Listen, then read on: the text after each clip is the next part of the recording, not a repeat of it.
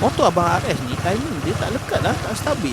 Tengok tu, timing kuda jadi ni. Kau pernah jadi tak? Motor saya jalan sempur-sempur ada tarik-tarik. Bila cerita timing tak lekat ataupun tak stabil ataupun timing kuda ni, dia boleh jadi macam-macam. Yang pertama, mungkin masalah daripada valve clearance, mungkin terlampau ketat ataupun terlampau longgar. Boleh jadi juga mungkin bahagian plug dia mungkin dah lama. Kalau injektor tersumbat pun boleh jadi. Throttle body kotor pun boleh jadi. Ataupun mungkin TPS sensor. Kelima-lima perkara ni bukannya tak selalu terjadi, memang selalu terjadi. Lagi-lagi dekat Honda RS atau RSX. Jadi bermulalah kerja kita untuk diagnose, cari punca apa masalah sebenar. Kita tak nak tukar semua. Memandangkan abang ni pun tak pernah major service, dia ambil sekali package major service. Mileage abang ni pun dah tinggi, 84,000. Tak pernah buat major service. Korang tengok sendiri total body. Korang pun tahu kan, dalam package major service kita memang dah siap tukar plug, tukar fuel filter, tukar oil fuel pump, cuci total body, cuci airbox, plug pun kita tukar sekali. So ngam-ngam lah abang ni pun cakap, okey tak apa bos,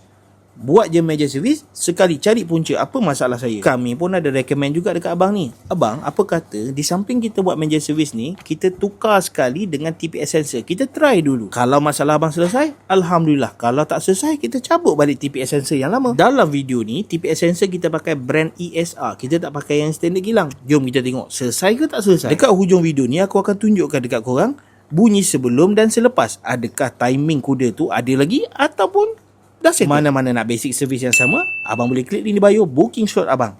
Jom kita dengar. Selepas siap ada